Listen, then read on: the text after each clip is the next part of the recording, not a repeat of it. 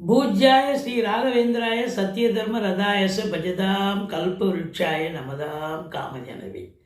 நாளென் செய்யும் வினைதானன் செய்யும் என நாடி வந்த கோளென் செய்யும் கொடுங்கூற்றின் செய்யும் குமரேசர் இரு தாளும் சிலம்பும் சதங்கையும் தண்டையும் சண்முகம் தோளும் கடம்பும் எனக்கு முன்னே வந்து தோன்றினே. ஓம் அனுமந்தாய வித்மகே வாயு புத்திராய தீமையே தந்தனோ மாருதி பிரச்சோத்தியார். பட்டீஸ்வரம் ஸ்ரீ விஷ்ணு துர்க்கையை போற்றி. திருவாரூர் குரு தட்சிணாமூர்த்தியே போற்றி. உலகெங்கிலும் வாழ்ந்து கொண்டிருக்கும் ஸ்ரீ ராகவேந்திரா யூடியூப் சேனல் நேயர்களுக்கு டாக்டர் சைதை ராஜாவின் அன்பான வணக்கங்கள், வாழ்த்துக்கள். நாம இந்த எபிசோடில் தமிழ் மாத ராசி பலன்கள், மார்கழி மாத ராசி பலன்களை சொல்ல போகிறோம். இந்த மார்கழி மாதத்தில் ஒரு முக்கியமான ஒரு நிகழ்வு என்னன்னா, மார்கழி 7ஆம் தேதி கடகத்தில் இருக்கும் குரு பகவான் வக்ரகதியில் பின்னோக்கி செல்கிறார் மிதுனத்துக்கு. மார்கழி 4ஆம் தேதி அமாவாசை திதி வருகிறது. மார்கழி 19 பௌர்ணமி திதி வருகிறது. மார்கழி என்று சொன்னாலே ஆலயங்களுக்கு, விடியற் காலையில் ஆலயங்களுக்கு செல்லக்கூடிய ஒரு இது இல்லையா? அதை குறிப்பாக பூரம் ஆண்டாள் மாதம், ஆண்டாளை வழிபாடு செய்யக்கூடிய ஒரு மாதம். அது மட்டுமில்லை, சொர்க்கவாசல் சிறப்பு இந்த மாதம்தான். அற்புதமான ஒரு ஆன்மீக மாதம் இது. எங்களுடைய வீடியோ பிடிச்சிருந்தால் லைக் பண்ணுங்கள், ஷேர் பண்ணுங்கள், சப்ஸ்கிரைப் பண்ணுங்கள், மறக்காமல் சப்ஸ்கிரைப் பண்ணுங்கள். நன்றி, வாழ்க வளமுடன். வாங்க ஒவ்வொரு ராசியை பார்க்கலாம். தனுசு ராசி அன்பர்களுக்கு வணக்கங்க.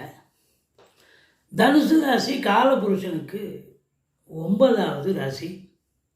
மூலம், போராடம், உத்திராடம் முதல் பாதம் உள்ளடக்கியது.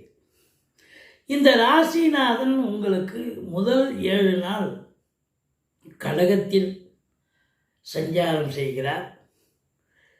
7ஆம் தேதிக்கு பிறகு இந்த மாதம் முழுவதும் மிதுனத்தில் சஞ்சாரம் செய்கிறார். அப்போது ராசிநாதன் 7ஆம் இடத்தில் இருப்பது, வக்ரமாக தான் இருக்கார், இருந்தாலும் 7ஆம் இடத்தில் இருப்பது மிக மிக சிறப்பு. இந்த தனுசு ராசியில் பிறந்த அன்பர்கள் இருப்பாங்க இல்லையா, ராசிநாதனே குரு தானுங்க.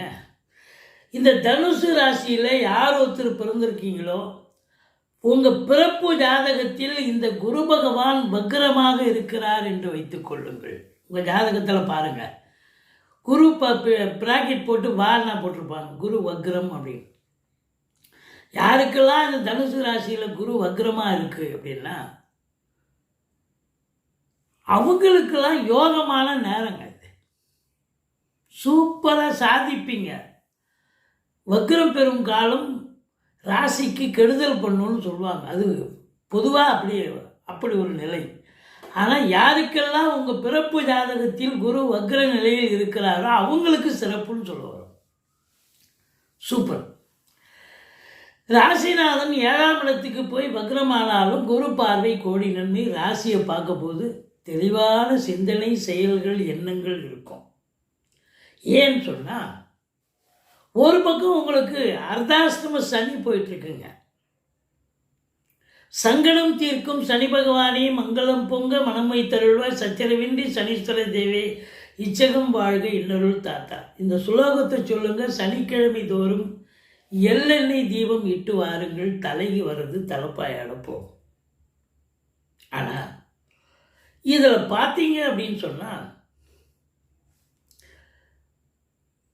நாளில் சனி இருப்பது சில சங்கடங்களை ஏற்படுத்தும். தொழில் ரீதியாக, உத்தியோக ரீதியாக தேவையில்லாத டென்ஷன், டார்ச்சர், வாக்குவாதம் இதெல்லாம் வரும். வேலை பார்க்குற இடத்துல, தொழில் பண்ணுற இடத்துல, வீட்டில் கூட வரும். விட்டு கொடுத்து போங்க, அரவணைச்சு போங்க.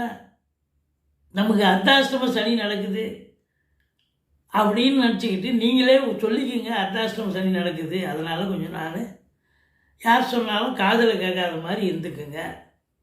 கேட்டாலும் கவுண்டரு கொடுக்காதீங்க, ஒரு பிரச்சனையும் வராது. அதுலேயும் குறிப்பாக அலுவலகத்தில்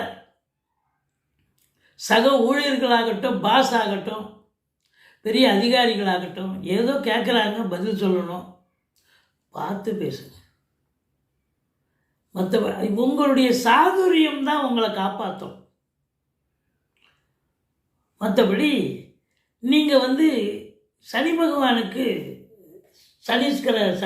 சனிக்கிழமை தோறும் எள்ளெண்ணெய் தீபம் விட்டு வாருங்கள். இந்த சனி பகவான் கெடுக்கிறான்னு சொன்னால் இந்த ராகு பகவான் உங்களுக்கு பெரிய லெவலில் கொடுக்க போகிறார், பேலன்ஸ் பண்ண போகிறார். குரு ஏற்கனவே நல்லா இருக்காரு. குரு பார்வை கோடி நன்மை. அதாவது வக்ரமாக இருந்தாலும் குரு பார்வை கோடி நன்மை. 3ஆம் இடத்துல ராகு இருந்து குரு பார்வையில் இருக்கிறது சூப்பருங்க. அப்போது தொட்டதெல்லாம் தொடங்கக்கூடிய நேரம். எந்த ஒரு முயற்சி எடுத்தாலும் அந்த முயற்சி கண்டிப்பாக வெற்றி பெறும். அது வெளிநாடு போகணும்னு அவா இருக்குது. அது உயர்கல்விக்காக இருக்கலாம், உத்தியோகத்துக்கு இருக்கலாம், சொந்த தொழிலுக்காக இருக்கலாம். நீங்கள் எதற்காக சென்றாலும் கண்டிப்பாக சாதிக்கக்கூடிய நேரம். கண்டிப்பாக சாதிப்பீங்க. என்ன இளைய சகோதரிகள் கூட உங்களுக்கு ஆதரவாக இருப்பார்கள். ஏன்னா 3ல் ராகு இருந்தால் அவங்க எதிர்பார்க்கணும்னு கணக்கு. ஆனால் குரு பார்வை பரஸ்பரம் அவங்க வீட்டுக்கு நீங்கள் போக, உங்கள் வீட்டுக்கு அவங்க வர, இதெல்லாம் நல்லது நடக்கும். குரு 11ஆம் இடத்தை பார்க்கிறார். 11க்குடைய சுக்கிரன் ராசியில் அமர்ந்திருக்கிறார். அவரும் குரு பார்வையில் இருக்கார். அப்போ 11ஆம் இடத்தை குரு பார்த்து 11ஆம் வீட்டு அதிபதியை குரு பார்த்து எப்படிங்க சூப்பருங்க. சம்பாத்தியம் என்பது ரெட்டிப்பாக இருக்கும். நல்ல ஒரு சந்தோஷமாக 11ஆம் இடம் சந்தோஷமாக இருக்கக்கூடிய இடம். நினைச்சதை சாதிப்பீங்க. நினைக்காத விஷயங்கள் கூட கைகூடி வரும். மூத்த சகோதரர்களால் ஆதாயம் கிடைக்கக்கூடிய நிலை. அது மட்டுமா, இந்த தனுசு ராசியில் பிறந்த அன்பர்களுக்கு முதல் திருமணம் முறிவு ஏற்பட்டு 2வது திருமணத்திற்காக காத்திருப்பவர்களுக்கு சட்டுப்புட்டு நல்லது நடத்துவார் இந்த குரு பகவான். சூப்பர் இல்லையா? 10க்குடையவன் புதன், 7க்கும் 10க்கும் உடையவன் புதன். அவர் பரிவர்த்தனை, அதாவது தனுசில் இருக்கார். அப்போ பரிவர்த்தனை யோகம். அப்போ சூப்பராக இருக்கா? முதல் திருமணம் ஆகாதவர்களுக்கு கூட தனுசு ராசி அன்பர்களுக்கு திருமணம் கைகூடி வரும். ஏழரை நடக்குதுங்க, அது ஒரு பக்கம் இருக்கட்டும். ஏழரை இருக்கும்போது தான் சில பேர் கேட்குறாங்க, ஏழரை போயிட்டுருக்கு, திருமணம் பண்ணலாமா? அப்போ 7.5 வருஷத்துக்கு திருமணமே பண்ண முடியாதுன்னா 7 தாங்க திருமணம் அமையும். சனி சம்பந்தம் யார் ஒருத்தருக்கு இருக்கோ, அர்த்தாஷ்டம சனி நடக்கலாம், அஷ்டம சனி நடக்கலாம், 7 நடக்கலாம். திருமணம் என்பது தனி, அது கண்டிப்பாக நடக்கும். சரியா? அதுக்கும் சனி பகவானுக்கும் அதுக்கும் சம்பந்தம் இல்லை. மற்றபடி இந்த 10ஆம் இடம் சனி பார்வையில் இருக்குது. 10க்குடையவன் பரிவர்த்தனை யோகத்தில் இருக்கார். ராசியில் குரு பார்வையில் இருக்கார். 11க்குடையவனும் சுக்கிரன் குரு பார்வையில் இருக்கார். அப்போது தனுசு ராசியில் பிறந்த அன்பர்களுக்கு இந்த சொந்த தொழில் பண்ணுறாங்க பாருங்க, அற்புதங்க. கொண்டாட்டமான மாதம்.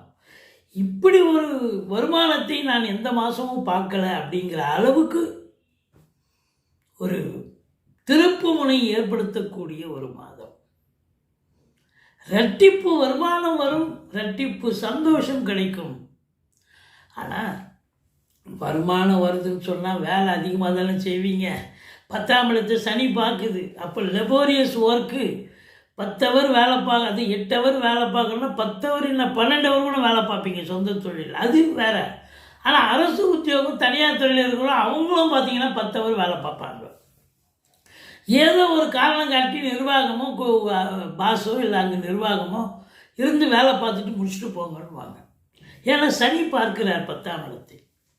10ஆம் இடத்தை சனி பார்த்தால்